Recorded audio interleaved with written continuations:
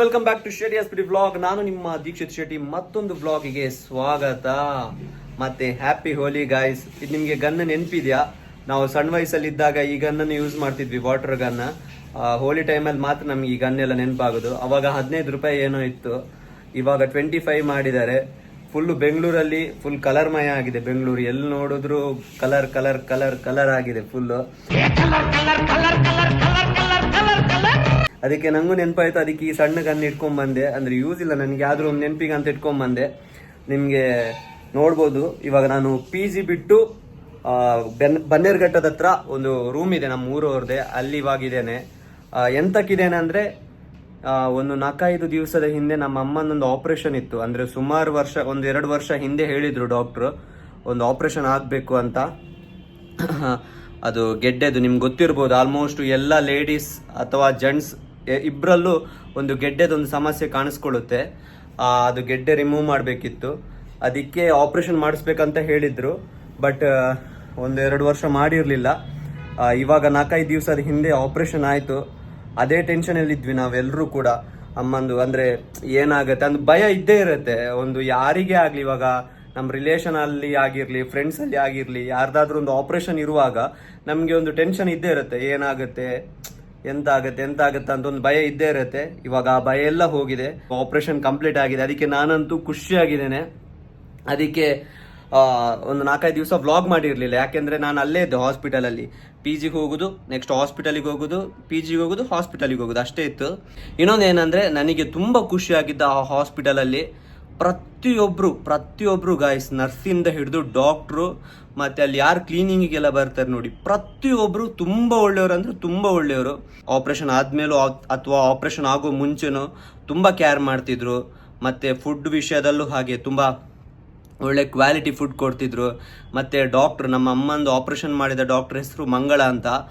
ಅವ್ರು ಹೇಗಂದ್ರೆ, ಅಮ್ಮನಿಗೆ ತುಂಬಾ ಧೈರ್ಯ ನೀಡಿದ್ರು. ಆಪರೇಷನ್ ಮಾಡೋ ಮುಂಚೆ ತುಂಬಾ ಧೈರ್ಯ ನೀಡಿ ನಗುಮುಖದಲ್ಲಿ ಒಳ್ಳೆ ಮಾತಾಡಿದ್ರು. ಅವಾಗ ಏನಾಗುತ್ತೆ ಅಂದ್ರೆ, ನಮ್ಮ ಅಮ್ಮಂಗೂ ತುಂಬಾ ಖುಷಿ ಆಯ್ತು. ಅಂದ್ರೆ ಡಾಕ್ಟರ್ ಇಷ್ಟೊಂದು ಚೆನ್ನಾಗಿ ಮಾತಾಡ್ತಿದ್ದಾರೆ ಅಂತ ಅವರಿಗೊಂದು ಕಾನ್ಫಿಡೆನ್ಸ್ ಬಂತು. ಆ ಕಾನ್ಫಿಡೆನ್ಸ್ ಎಲ್ಲ ಅಮ್ಮನಲ್ಲಿ ಫಿಲ್ ಮಾಡಿ ಅವರು ಆಪರೇಷನ್ ಮಾಡಿದ್ರು. ಆಪರೇಷನ್ ಎಲ್ಲ ಅಂದ್ರೆ ಆಯ್ತು, ನನಗೂ ತುಂಬಾ ಖುಷಿ ಆಯ್ತು. ಮತ್ತೆ ಅಲ್ಲಿರೋ ನರ್ಸ್ದು ಕೂಡ ಹಾಗೆ ಅಮ್ಮನನ್ನ ಪದೇ ಪದೇ ನೋಡ್ಲಿಕ್ಕೆ ಬರ್ತಿದ್ರು, ಕೇರ್ ಮಾಡ್ತಿದ್ರು, ಒಳ್ಳೆ ಫುಡ್ ಕೊಡ್ತಿದ್ರು. ಒಳ್ಳೆ ಏನಿದೆ ಎನ್ವೈರ್ಮೆಂಟ್, ಫೋರ್ಟಿಸ್ ಹಾಸ್ಪಿಟಲ್ನ ಎನ್ವೈರ್ಮೆಂಟ್ ಏನಿದೆ ತುಂಬಾ ಚೆನ್ನಾಗಿದೆ. ಇವಾಗ ಆಪರೇಷನ್ ಆದಮೇಲೆ ಮತ್ತೆ 1-2 ದಿವಸ ಬಿಟ್ಟು ಟೆಸ್ಟಿಗೆ ಬರ್ಲಿಕ್ಕೆ ಹೇಳಿದ್ದಾರೆ. ಇಲ್ಲದಿದ್ರೆ ನಾವೆಂತ ಪ್ಲಾನ್ ಮಾಡ್ಕೊಂಡಿದ್ವಿ ಅಂದ್ರೆ, ಆಪರೇಷನ್ ಆದಮೇಲೆ ಊರಿಗೆ ಹೊರಡುದಂತ ಪ್ಲಾನ್ ಮಾಡ್ಕೊಂಡಿದ್ವಿ. ಬಟ್ ಅದಾಗಲಿಲ್ಲ. ಸ್ಯಾಟರ್ಡೆ ಅಂದರೆ 1-2 ದಿವಸ ಬಿಟ್ಟು ಟೆಸ್ಟಿಗೆ ಬರ್ಲಿಕ್ಕೆ ಹೇಳಿದ್ದಾರೆ. ಅದಕ್ಕೆ ಇಲ್ಲೇ ಹಾಸ್ಪಿಟಲ್ ಪಕ್ಕದಲ್ಲಿ ಒಂದು ನಮ್ಮ ಊರಿನವರದೇ ಒಂದು ರೂಮ್ ಇದೆ, ಅಲ್ಲಿ ರೂಮ್ ಮಾಡ್ಕೊಂಡಿದ್ದೇವೆ.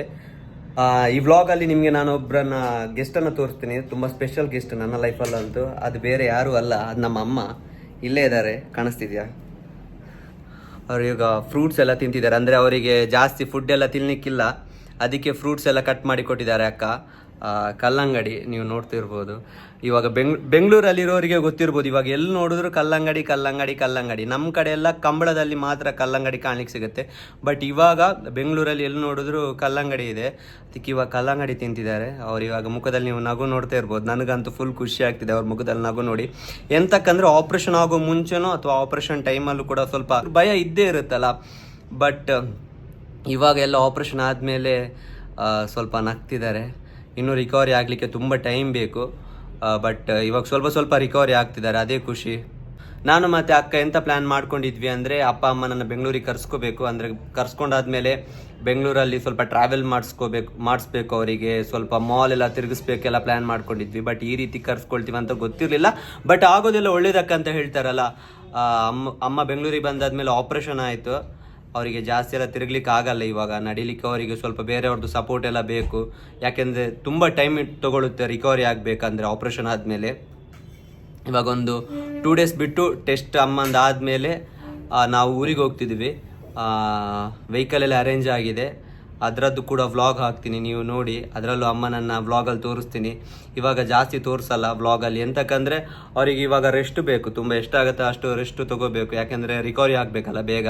ಎಂತಾದರೆ ಫೋರ್ಟಿಸ್ ಹಾಸ್ಪಿಟಲಲ್ಲಿ ನಮ್ಮ ಅಕ್ಕ ನರ್ಸು ಹಾಗಾಗಿ ಸ್ವಲ್ಪ ನನಗೆ ಒಳ್ಳೇದಾಯಿತು, ನಮ್ಮೆಲ್ರಿಗೂ ಒಳ್ಳೇದಾಯಿತು. ಎಂತಕ್ಕಂದರೆ ಅವಳು ಅಮ್ಮನ ತುಂಬ ಕೇರ್ ಮಾಡ್ತಿದ್ಲು.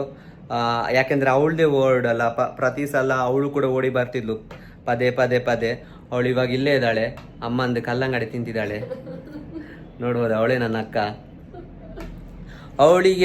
ಅವಳು ಎಂತ ಗೊತ್ತುಂಟು, ಅವಳದೊಂದು ಕತೆ ಇದೆ. ಎಂತ ಕತೆ ಅಂದರೆ ಅವಳಿಗೆ ನರ್ಸಿಂಗ್ ಕಲಿಸಬಾರ್ದು ಅಂತೆಲ್ಲ ಇದ್ವಿ. ನಮಗೆಲ್ಲ ಗೊತ್ತಿಲ್ಲಲ್ಲ ಊರಿನವರಿಗೆಲ್ಲ ನರ್ಸ್ ಅಂದರೆ ನರ್ಸ್ ಸ್ವಲ್ಪ ಕಷ್ಟದ ಕೆಲಸ, ಅದಕ್ಕೆ ಅಂತ ಅನ್ಕೊಂಡಿದ್ವಿ ನಾವು. ಬಟ್ ಅವಳು ತುಂಬ ಫೋರ್ಸ್ ಮಾಡಿ ಹಠ ಮಾಡಿ ನರ್ಸಿಂಗ್ ಕಲ್ತಿತ್ತು. ಅವಾಗೆಲ್ಲ ಅನ್ಕೊಂಡಿದ್ವಿ ನಾವು ಎಂತಂದರೆ ಎಲ್ಲ ನರ್ಸಿಂಗ್ ಎಲ್ಲ ಬೇಡ ಇತ್ತು ಮಾರ, ಡಿಗ್ರಿ ಮಾಡಿ ಯಾವುದಾದ್ರೂ ಕಂಪನಿಯಲ್ಲಿ ಕೆಲಸ ತೊಗೊಂಡಿದ್ರೆ ಒಳ್ಳೇದಿತ್ತು ಅಂತ. ಬಟ್ ಇವಾಗ ನಮ್ಗೆ ಅನಿಸ್ತಾ ಇದೆ ನರ್ಸ್ ಮಾಡಿದ್ದು ಅವಳು ಒಳ್ಳೇದಾಯಿತು. ಮತ್ತು ತುಂಬ ಕಷ್ಟ ಆಯಿತು ಅವ್ರದ್ದು ಕೆಲಸ ಎಲ್ಲ ಈಸಿ ಇಲ್ಲ.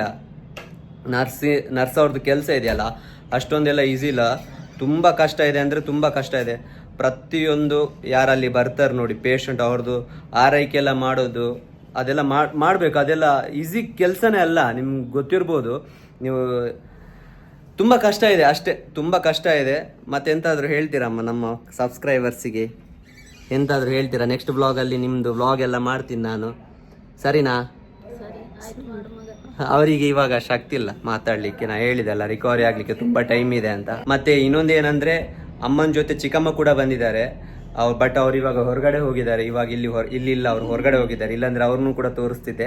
ನೆಕ್ಸ್ಟ್ ವ್ಲಾಗಲ್ಲಿ ಅವ್ರನ್ನ ತೋರಿಸ್ತೇನೆ. ಮತ್ತು ಇನ್ನೊಂದೇನಂದ್ರೆ ಅವರಿಗೆಲ್ಲ ನಾಚಿಗೆ ವ್ಲಾಗಲ್ಲೆಲ್ಲ ಬರಲಿಕ್ಕೆ.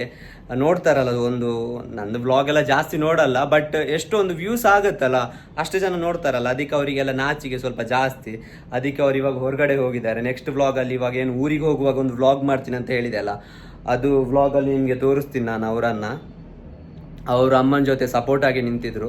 ಎಂತಕ್ಕಂದರೆ ಇವಾಗ ಅಮ್ಮ ನಡಿಬೇಕಂತಾದ್ರು ಕುತ್ಕೊಳ್ಬೇಕಂತಾದ್ರು ಆಪ್ರೇಷನ್ ಟೈಮಲ್ಲಿ ತುಂಬ ಕಷ್ಟ ಆಗುತ್ತೆ. ನಿಮ್ಗೆ ಗೊತ್ತಿರ್ಬೋದು ಆಪ್ರೇಷನ್ ಆದಮೇಲೆ ಎಷ್ಟು ಕಷ್ಟ ಆಗುತ್ತೆ ಅಂತ. ಆ ಟೈಮಲ್ಲಿ ಸಪೋರ್ಟ್ ಆಗಿ ನಿಂತವ್ರು ನಮ್ಮ ಚಿಕ್ಕಮ್ಮ. ಅವರಿಗೆ ಈ ವ್ಲಾಗ್ ಮೂಲಕ ಥ್ಯಾಂಕ್ ಯು ಅಂತ ಹೇಳ್ತಿದ್ದೀನಿ. ಅವ್ರು ಈ ವ್ಲಾಗ್ ನೋಡಿದ್ರೆ ಕಮೆಂಟ್ ಆಗಿ ಚಿಕ್ಕಮ್ಮ.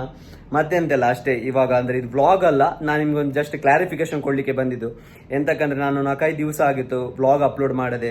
ಮತ್ತು ನೀವೆಲ್ಲ ಅಂದ್ಕೊಳ್ಬೋದಲ್ಲ, ಈ ವ್ಲಾಗ್ ಬಿಟ್ಟು ಹೋದ ಮತ್ತೆ ಯೂಟ್ಯೂಬಲ್ಲಿ ವಿಡಿಯೋ ಮಾಡಲ್ಲ ಅಂತ. ಅದಕ್ಕೆ ನಾನೊಂದು ಹೇಳ್ತಿದ್ದೀನಿ ಮೊದಲೇ, ವ್ಲಾಗ್ ಎಲ್ಲ ಕಂಟಿನ್ಯೂ ಮಾಡ್ತೀನಿ ನಾನು.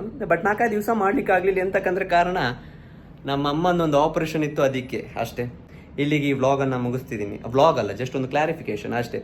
ನಾನು ನಿಮಗೆ ನೆಕ್ಸ್ಟ್ ಸಿಗ್ತೀನಿ ನೆಕ್ಸ್ಟ್ ವ್ಲಾಗಲ್ಲಿ. ಅಲ್ಲಿ ತನಕ ಟಾಟಾ ಬೈ ಬೈ. ಮತ್ತು ಇನ್ನೊಂದೇನಂದರೆ ವ್ಲಾಗ್ ಎಲ್ಲ ಯಾರು ನೋಡ್ತಿದ್ದೀರಾ ಇದು ಲೈಕ್ ಮಾಡಿ, ಕಮೆಂಟ್ ಮಾಡಿ, ಶೇರ್ ಮಾಡಿ, ಸಬ್ಸ್ಕ್ರೈಬ್ ಮಾಡಿ ಗಾಯ್ಸ್. ನಾನು ನಿಮಗೆ ಸಿಗ್ತೀನಿ ನೆಕ್ಸ್ಟ್ ವ್ಲಾಗಲ್ಲಿ. ಅಲ್ಲಿ ತನಕ ಬಾಯ್ ಬಾಯ್.